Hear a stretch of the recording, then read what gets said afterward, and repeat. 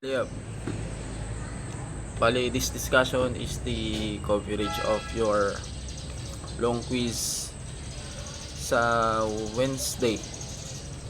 Monday kasi wala ako diyan, may importanteng lakad.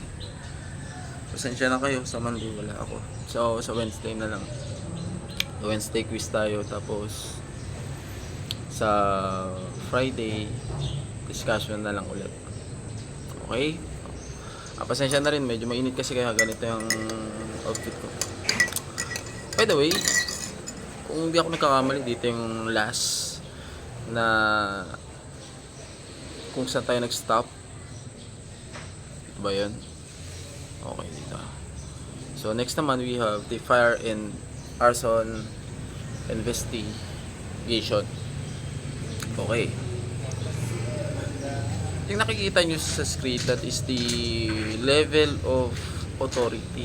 Ganito kasi yan, kapag merong nasunog na properties, ari-arian, depende sa kung gaano kalaki yung danyos para ma-determine kung sino ang may jurisdiction para mag-imbestiga doon sa fire scene. Okay, ganito yan. Kung halimbawa, ang nasunog na ari-arian ay nasa milyon ang halaga, ang nasira, nakadepende pa rin yan kung ang mag-iimbestiga ay municipal fire station, provincial headquarters, regional headquarters, or national headquarters.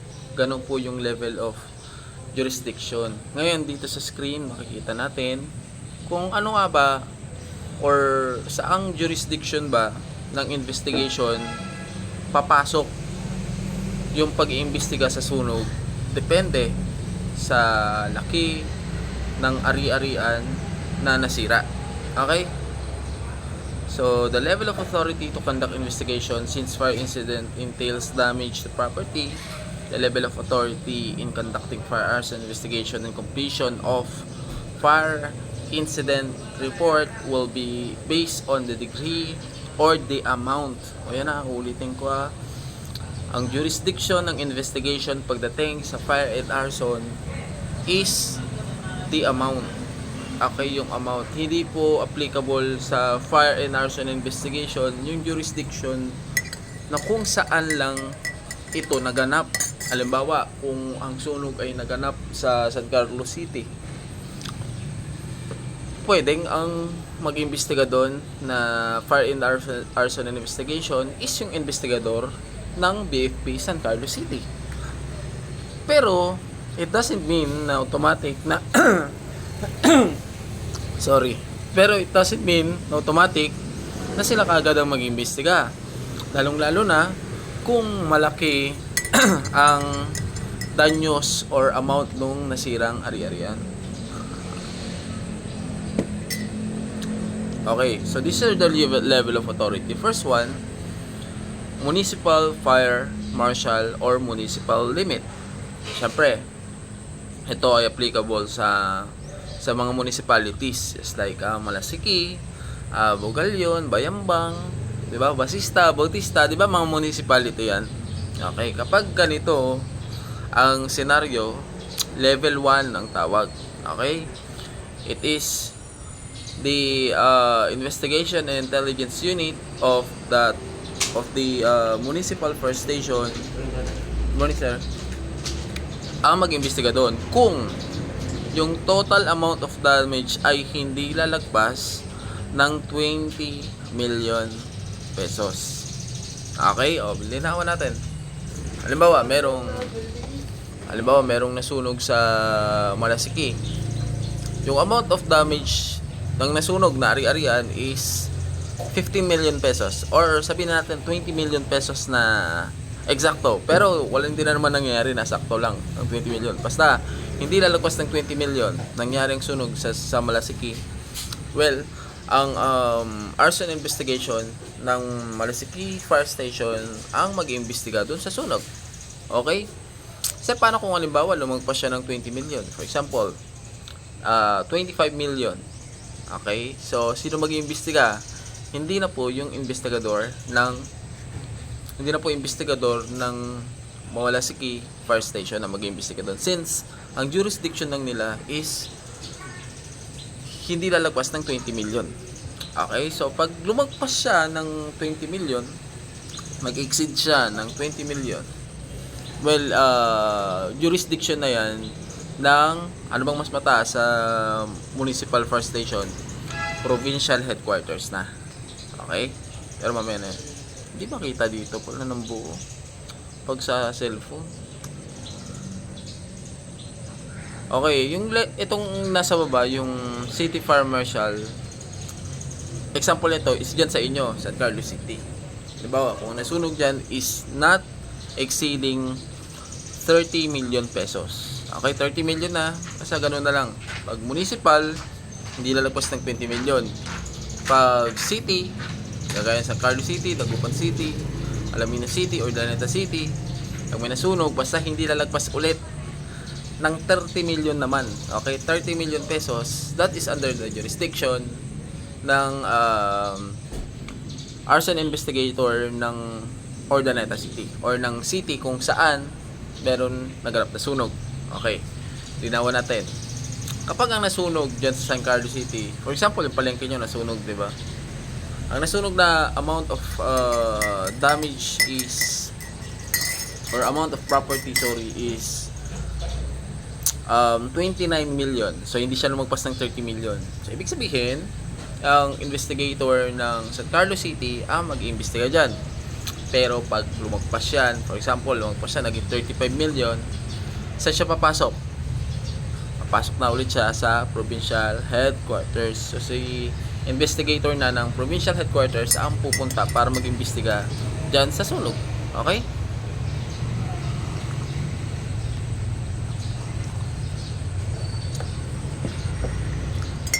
Okay, next. Next naman, we have District Fire Marshal.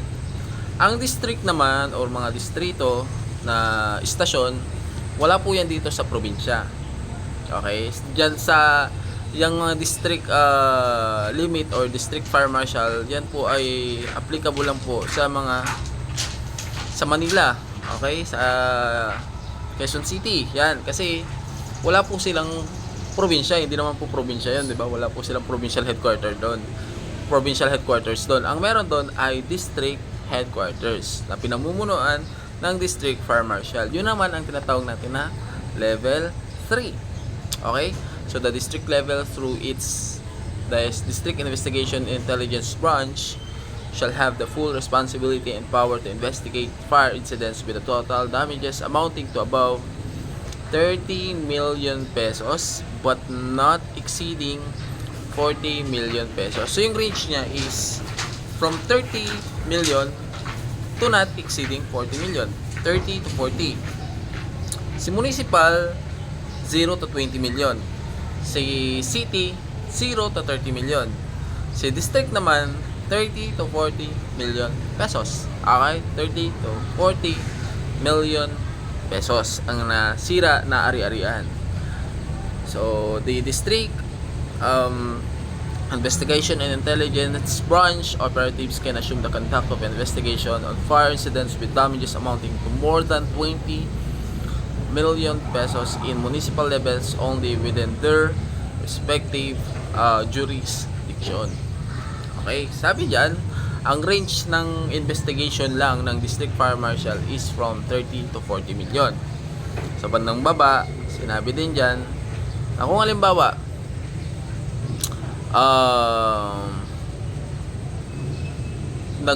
ang damages is more than 20 million, ang mag-a-assume naman is the municipal level within their jurisdiction. Ulitin ko para hindi kayo ma-confuse. Ang district level ay applicable lang sa Manila. Okay? But still, under their jurisdiction, meron ding mga cities and municipalities. May mga cities and municipalities din dyan. Parang dito din sa atin. Yun nga lang ang tawag sa kanila ay distrito. Okay? District sa kanila. Okay? Next.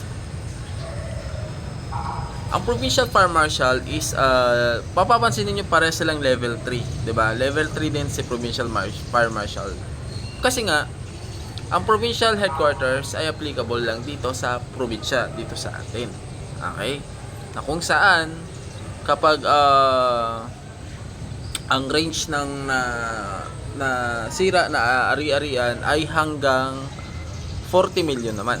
Okay, 40 million pesos. Okay, so ang range din nila is kagaya din ng sa district fire marshal wherein it is 30 to 40 million pesos. Okay? Kapag ang nasurong na ari-arian ay 30 to 40 million pesos, then there we have the provincial fire marshal or the investigation and intelligence unit ng provincial headquarters na pupunta dun sa nasunog na property. Okay, we have level 4. Okay, review tayo Level 1, municipal fire marshal. Level 2, city fire marshal. Level 3, district fire marshal and provincial fire marshal. And ang mas mataas sa kanila, syempre, we have the level 4, the regional director of fire protection. Si regional director, siya po ang kumbaga humahawak sa isang regional office. Alam mo dito sa buong region 1, ilan ang regional director? Isa, syempre, isa ang regional director. Dahil isa lang ang regional office. Diba? Isa lang ang may hawak. Kaya sa bawat region, merong isa na regional director. So, or regional office. Yun yung tinatawag natin na level 4.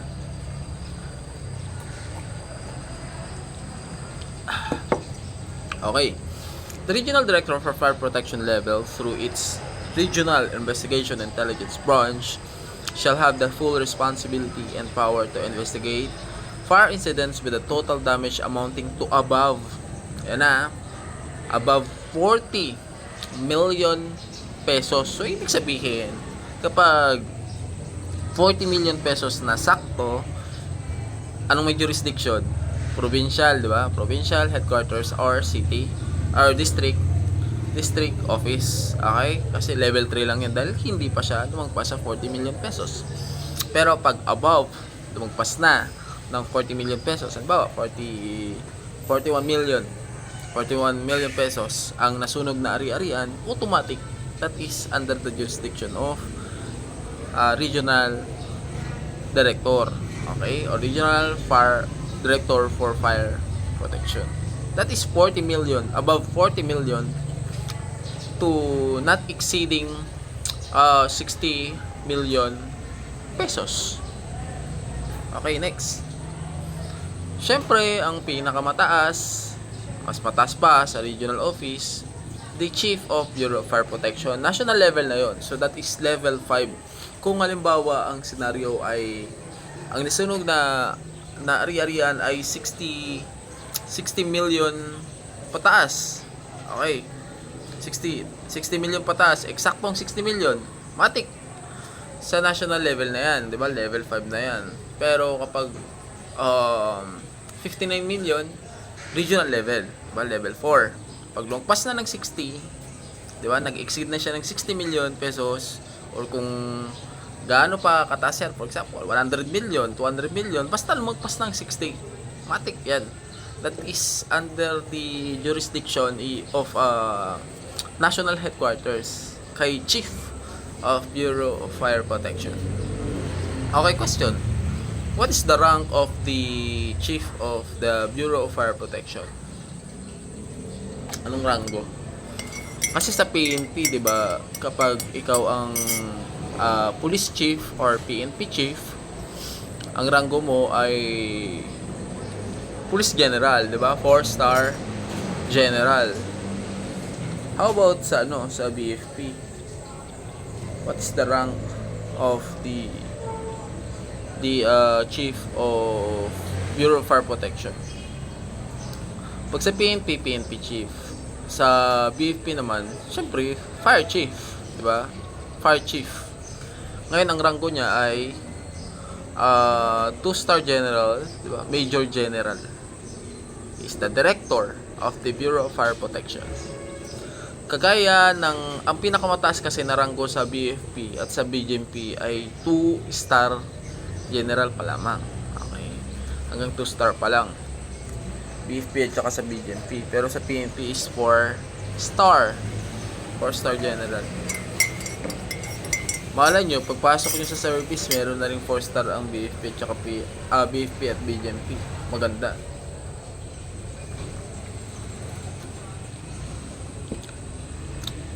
Meron bang 5-star general? Ha? Sa tingin nyo, meron bang 5-star general? 4-star, di ba? Lagi namang meron. How about 5-star? Oh, konting trivia. Kahit nag-aaral tayo, may trivia pa rin, no? Nag-aaral lang nga, meron pang trivia. 5-star general. Mayroon na bang nangyari na nagkaroon ng 5-star general? Actually, this 5-star general, first time ko siyang na-encounter na tanong sa board exam mismo. Way back 2021. Way back 2021. Tinanong sa Leia. Sa Leia mismo. Leia, okay? Who is the first 5-star general of the Philippines? Diba? So that is Fidel Ramos. Kailan sa Fidel Ramos, yung dating presidente ng Pilipinas. Siya ang kauna-unahang 5-star general ng Pilipinas. O, tandaan nyo yun, ha? Baka mamaya lumabas din sa quiz ninyo or even sa board exam. Kasi nga board exam level yung mga ganong tanungan. Mali nga yung sagot ko dun eh. Akala ko si Douglas MacArthur. Si ano pala? Fidel Ramos.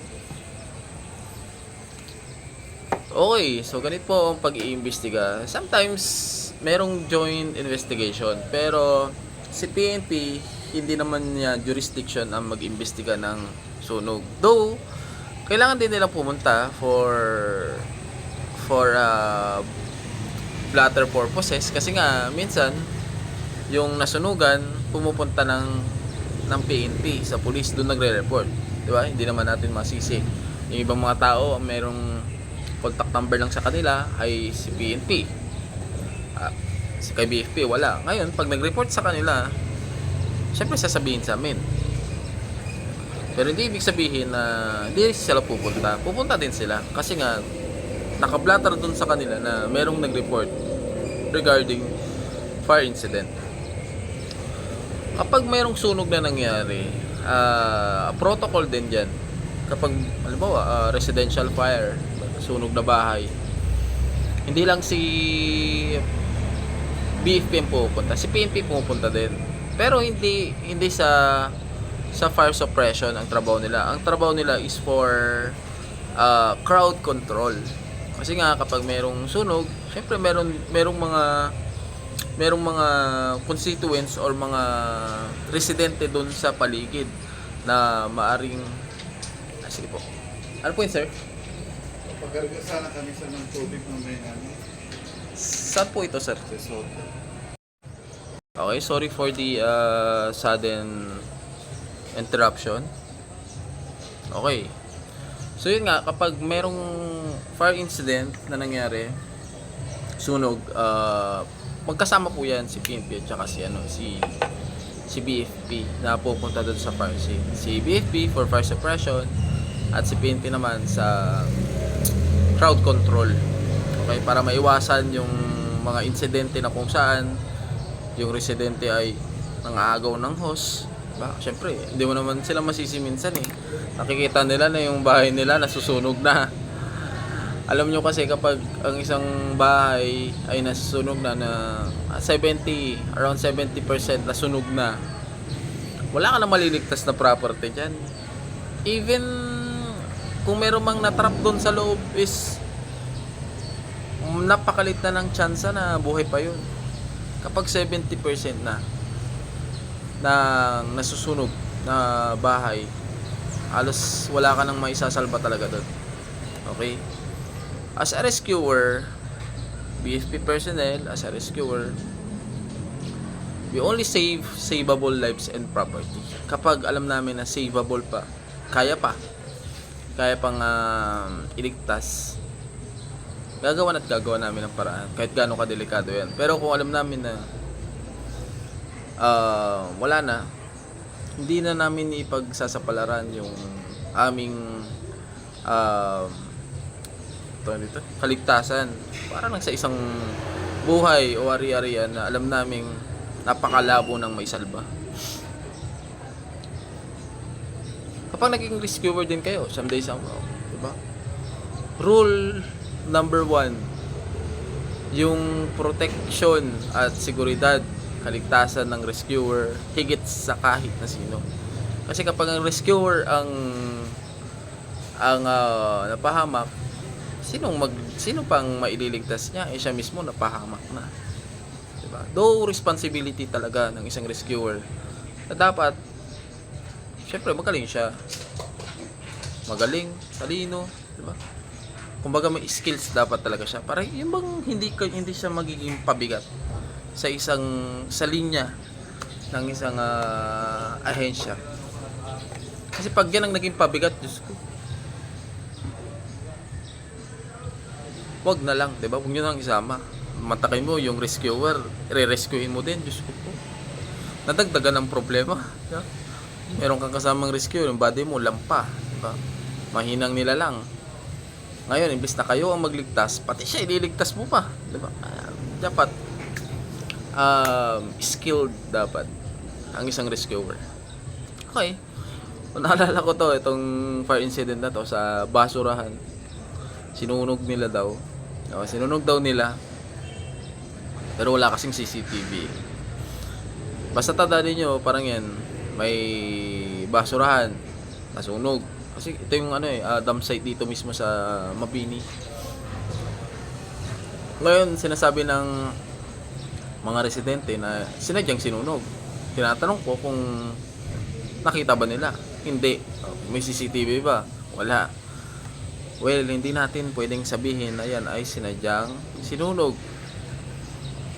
Okay? Hindi pwedeng sabihin na yan ay sinadyang sinunog. Kasi nga, even sa fire incident, meron tayong tinatawag na presumption of innocence. Hindi pwede na magpipinpoint lang tayo ng kahit na sinong tao just to justify our allegations na yan ay sinunog. Okay? Hanggat wala tayong matibay na ebidensya. Kailangan natin ng ebidensya. Paano sir kung halimbawa sinadya nga sinunog? Papasok ba ng arson yan? Sinadya, diba? Mayroong intent. Diba? Meron siyang intent. Malicious intent to burn. Diba? Sinadya niya sinunog. Papasok ba ng arson yan? Sinunog niya basurahan. Sige nga.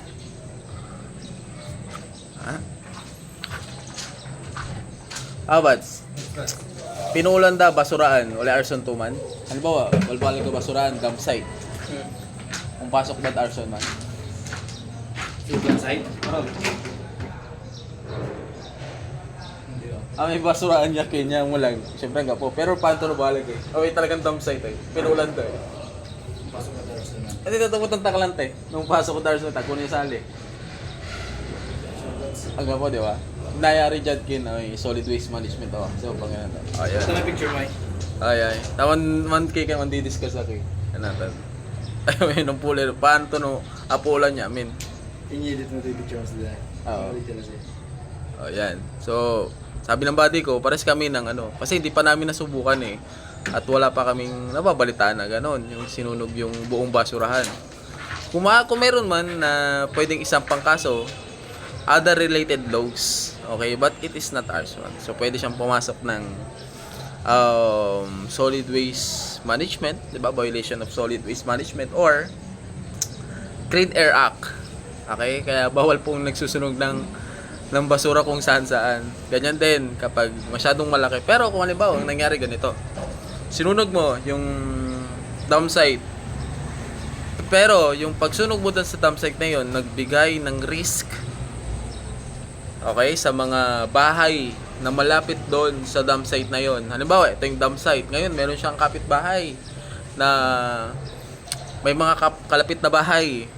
Diba? At maaari itong madamay, maaring masunog din yung bahay nila dahil dun sa ginawa mo, then that's the time na pwede pong kasuhan ng arson. Okay? Pwede na yon. Kasi nga meron ng risk sa properties ng ibang tao na nakapaligid doon. But the burning of dam site itself, yung dam site mismo, kung wala namang, pero malamang wala namang bahay doon dahil siyempre basurahan, sino ba naman ang gusto magtayo ng bahay doon? Yan ang magiging problema natin, diba? So next, okay, ito naman is problema kasi pag sabi ko nga sa inyo, when it comes to fire and arson investigation, it's much complex than criminal investigation. Why? Because in fire and arson investigation, all the evidence were burned.